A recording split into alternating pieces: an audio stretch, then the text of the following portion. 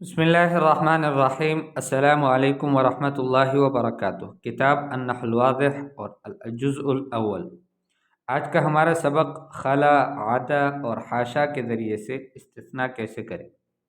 دیکھیں، جس طرح سے الا اور غیر اور سوا کے ذریعے سے استثناء کیا جاتا ہے، ایسے ہی خلا اور عدا اور حاشا کے ذریعے سے بھی استثناء کیا جاتا ہے۔ استثناء کا مطلب یہ ہے کہ بعد والے اسم کو ما قبل والے اسم کے حکم سے نکالا جاتا ہے، اور بس صرف اس میں اتنی سی تفصیل ہے کہ یہ جو خلا اور عدا اور حاشا ہے، یہ کبھی افعال ہوتے ہیں۔ جب افعال ہوں تو ان کا یعنی ان کے بعد والا جو اسم ہوتا ہے وہ مفعول بھی بن کر منصوب ہوتا ہے، اور کبھی جو ہیں یہ خلا اور عدا اور حاشا حروف جر ہوتے ہیں۔ آپ نے حروف جارہ میں بھی خلا، عدا اور حاشا یہ پڑھے ہیں، تو یہ کبھی حروف جر ہوتے ہیں، تو اس کے بعد والا اسم جو مستثنیٰ ہے وہ پھر مجرور بنتا ہے۔ اور کبھی ایسا ہوتا ہے کہ اس سے پہلے ما آ جاتا ہے، ما خلا، ما عدا، تو جب ما لگتا ہے اس سے پہلے، اس وقت پھر یہ ہے کہ یہ جو اسماء ہیں یہ پھر اس کے بعد والا جو اسم ہے وہ پھر منصوب ہوگا بس، اور کچھ نہیں ہو سکتا۔ تو یہ کچھ تفصیل تھی، آگے انشاءاللہ اور بھی پڑھیں گے۔ المستثنى بخلا و عدا و حاشا، خلا اور عدا اور حاشا کے ذریعے سے استثناء۔ پہلے مثالوں کو دیکھو۔ قطفت الازہار خلا الورد، قطفت الازہار میں نے پھولوں کو توڑا، خلا الورد سوائے اس کے گلاب کے پھول کے، ٹھیک ہے۔ تو یہاں پر الورد یہ اس لیے منصوب ہے کہ یہ مفعول بھی واقع ہے خلا فعل کے لیے، لیکن سامنے لکھا ہے خلا الوردی، تو الورد اس لیے ہم پڑھتے ہیں کہ یہ مجرور ہے خلا حرف جر کے لیے۔ تو خلا ہم نے کہا تھا کہ یہ فعل بھی بن سکتا ہے اور حرف جر بھی بن سکتا ہے۔ دخلت غرف البیت خلا غرفۃ النوم، میں گھر کے کمروں میں داخل ہوا سوائے ایک کمرے کے جو کہ سونے کا کمرہ تھا۔ تو غرفۃ النوم یہاں پر مفعول بھی واقع ہے، اس لیے منصوب ہے خلا کے لیے، اور غرفۃ النوم یہ مجرور واقع ہے خلا حرف جر کے لیے، تو دونوں ممکن ہے۔ زرت مساجد المدینۃ خلا واحدا، میں نے شہر کی مسجدوں کی زیارت کی سوائے ایک کی، او واحد دونوں ٹھیک ہے۔ ذبح الجزار الغنم خلا شاتا، قصائی نے بکریوں کو ذبح کیا سوائے ایک بکری کے، تو خلا شاتن یا پھر خلا شاتن دونوں ٹھیک ہے۔ یہ اس وقت کی بات ہے کہ جب یہ خلا، ما عدا، اور یہ جو خلا کے بارے میں ہم نے یہاں مثالیں پڑھی، یہی ما عدا کی بھی ہے، یہی عدا کی بھی ہے اور حاشا کی بھی ہے، ٹھیک ہے۔ تو اب اس کے بعد جو ہے اس سے پہلے اگر ما لگا لیا جائے تو اس وقت کیا ہوگا؟ قطفت الازہار ما خلا الورد، وہاں پر پھر یہ اس کے بعد والا جو اسم ہوگا وہ پھر منصوب ہی ہوگا بس۔ قطف اس لیے کہ ما جو ہوتا ہے یہ فعل پر داخل ہوتا ہے، تو یہ پھر تعین ہو گیا کہ خلا جو ہے یہ منصوب ہے، عفواً خلا جو ہے یہ فعل ہے، تو بعد والا اسم مفعول بھی بنتا ہے۔ قطفت الازہار ما خلا الورد، میں نے پھولوں کو توڑا سوائے ایک گلاب کے پھول کے۔ دخلت غرف البیت ما خلا غرفۃ النوم، میں گھر کے کمروں میں داخل ہوا سوائے سونے کے کمرے کے۔ زرت مساجد المدینۃ ما خلا واحدا، میں نے شہر کی مسجدوں کی زیارت کی سوائے ایک مسجد کے۔ ذبح الجزار الغنم ما خلا شاتا، اور جزار نے، قصائی نے ذبح کیا بکریوں کو سوائے ایک بکری کو۔ تو یہاں پر جو ہے یہ طے ہے کہ شاتن اور واحدن اور غرفۃ النوم اور الوردہ یہ مفعول بھی ہیں اور منصوب ہیں، خلا فعل کے لیے مفعول بھی بنتے ہیں۔ البحث، تأمل الاسماء التي بعد خلا فی الامثلة المتقدمہ، خلا کے بعد جو اسماء ہیں ان میں غور کر لو گزشتہ مثالوں میں۔ تجد كل اسم منها يخالف الاسم الذي قبلها في الحكم فی حکمہ، آپ ہر ایک اسم کو اس طرح پاؤ گے کہ وہ اپنے ماقبل والے اسم کی مخالفت کرتا ہے اس کے حکم میں۔ فهو مستثنى كالاسم الذي بعد الا وغیر وسوا، تو یہ بھی مستثنی ہے اس اسم ہی کی طرح کہ جو الا اور غیر اور سوا کے بعد آتا تھا، وہ مستثنی تھا، یہ بھی مستثنی ہے۔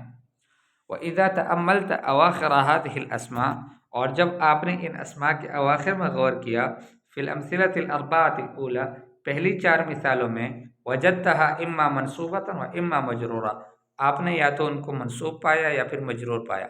فالنصب علی ان خلا فعل ماضی، نصب اس لیے ہے کہ یہ خلا جو ہے یہ فعل ماضی ہے، والاسم الذی بعدها مفعول به، اور وہ اسم کہ جو اس کے بعد آتا ہے وہ مفعول به ہے۔ والجر علی ان خلا حرف جر، اور جر اس بنیاد پر ہے کہ خلا حرف جر ہے، والاسم بعدها مجرور بها، اور جو اس کے بعد اسم آتا ہے وہ مجرور ہے اس خلا حرف جر کی وجہ سے۔ تو خلا میں نے آپ کو بتایا تھا کہ یہ فعل بھی افعال بھی بن سکتے ہیں، خلا، عدا اور حاشا، اور یہ حروف جارہ بھی بن سکتے ہیں۔ وَإِذَا تَأَمَّلْتَ هَذِهِ الْأَسْمَاء، اور جب آپ نے انہیں اسماء میں غور کیا، فی الامثلۃ الاربعۃ الاخیرہ، آخری 4 مثالوں میں، وجدتها منصوبۃ لا غیر، آپ نے ان کو منصوب ہی پایا، اس کے علاوہ اور کچھ نہیں۔ والسبب فی ذلک ان کلمۃ خلا فی هذه الاسماء مسبوقۃ بما، اس میں سبب یہ ہے کہ خلا جو کلمہ ہے یہ ان مثالوں میں اس سے پہلے ما آیا ہے، وَهِيَ لَا تُسْبَقُ بِمَا إِلَّا إِذَا كَانَتْ فعل، یہ جو ما آیا ہے یہ اس بات کی علامت ہے کہ یہ خلا یہاں پر فعل ہے۔ اگر حرف ہوتا تو اس سے پہلے ما نہ لگتا، اسم ہوتا تو ما نہ لگتا، یہ ما کا لگنا ہی اس بات کی علامت ہے کہ یہ فعل ہے، تعین ہو جاتی ہے۔ وَبِذَلِكَ يَتَعَيَّنُ أَن يَكُونَ الْإِسْمُ بَعْدَهَا مَفْعُولًا بِهِ، اسی سے یہ متعین ہو جاتا ہے کہ جو اسم اس کے بعد آتا ہے وہ مفعول به ہے۔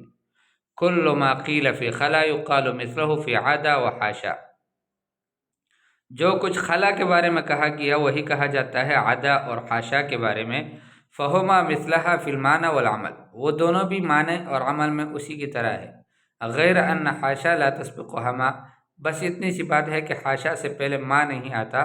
فتقولو، آپ یوں کہہ سکتے ہیں، قرأت الکتاب عدا صفحۃ او صفحات، میں نے کتاب پڑھ لی سوائے ایک صفحہ کے، او صفحات یا ایک صفحہ کے۔ ٹھیک ہے، یہ تو صرف اس کا اعرابی اس میں تبدیلی ہے، معنی کے لحاظ سے تو کوئی تبدیلی نہیں، معنی تو وہی ہے کہ ٹھیک ہے۔ تو قرأت الکتاب عدا صفحات، تو عدا فعل ہوگا اور صفحۃ مفعول به ہوگا، اور یوں بھی کہہ سکتے ہیں قرأت الکتاب عدا صفحات، تو عدا حرف جر ہوگا اور صفحات مجرور ہوگا۔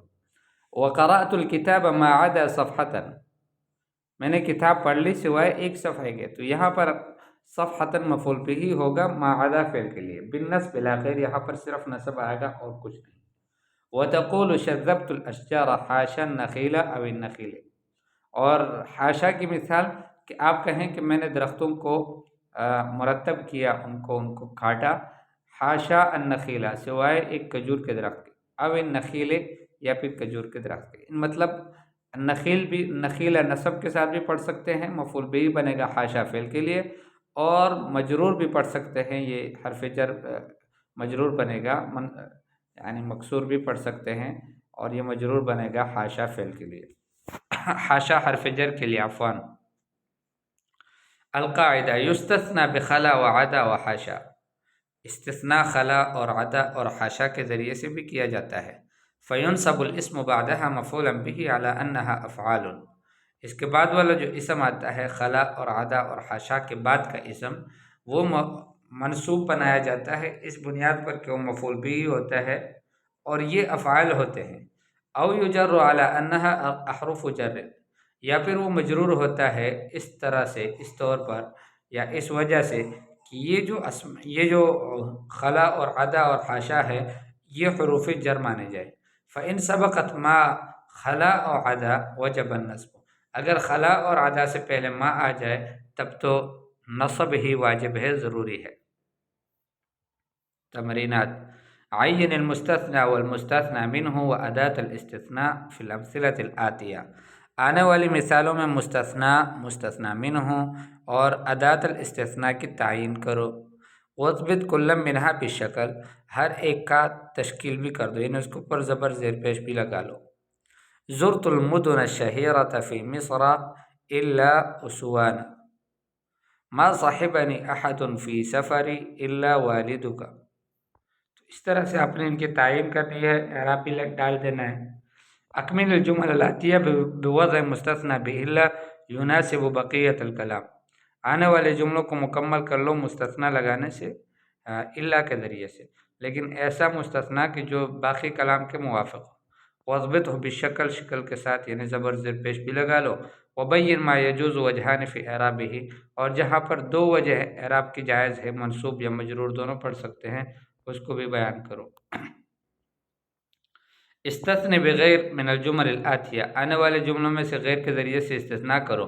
وضبط المستثنى و اداة الاستثناء فی کل مثال، اور مستثنیٰ کو اور اداة الاستثناء کو ہر ایک مثال کے اندر ضبط کرو، یعنی اس پر زبر زیر پیش لگا لو۔ استثنی من الجمل الآتیہ مرۃ بخلا و مرۃ بما عدا، آنے والے جملوں سے استثناء کرو، ایک بار تو خلا کے ذریعے سے اور ایک دفعہ ما عدا کے ذریعے سے، اور مستثنیٰ کو تشکیل کے ذریعے سے ہر ایک مثال میں ضبط بھی کرو۔ آنے والے جملوں کو مکمل کر لو بوضع المحذوف منہا فی الاماکن الخالیہ، خالی جگہ میں محذوف لگانے سے، یعنی جو ہٹایا گیا تھا، حذف ہوا تھا، اس کو دوبارہ لگا لو۔ غیر موضع الا کی جگہ میں غیر کو رکھ لو، فی الامثلۃ الآتیہ آنے والی مثالوں میں، وضبطھا بالشکل، اور شکل کے ذریعے سے اس کا ضبط کرو۔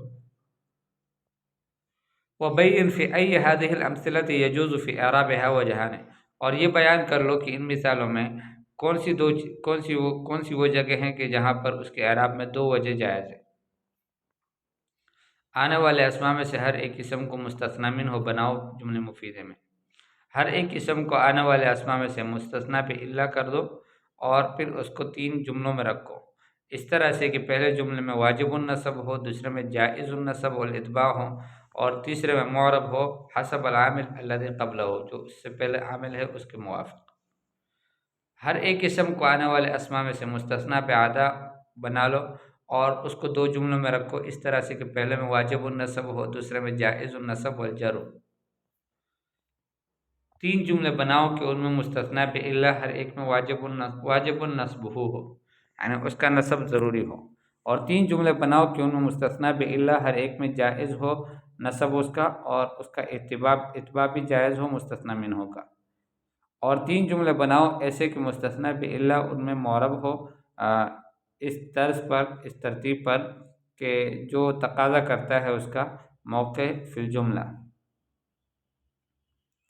3 جملے بناؤ کہ ہر ایک ان میں سے مشتمل ہو مستثنی بغیر پر، اس طرح سے کہ کبھی جو ہے وہ جملہ غیر پہلے والے میں کہ جملۃ الغیر جو ہے، یہ جملہ جو غیر ہے یہ پہلے والے میں واجبۃ النصب ہو اور دوسرے میں جائزۃ النصب والاتباع ہو مستثنی منہ کا، اور تیسرے میں معربہ ہو علی حسب العامل الذی قبلہا۔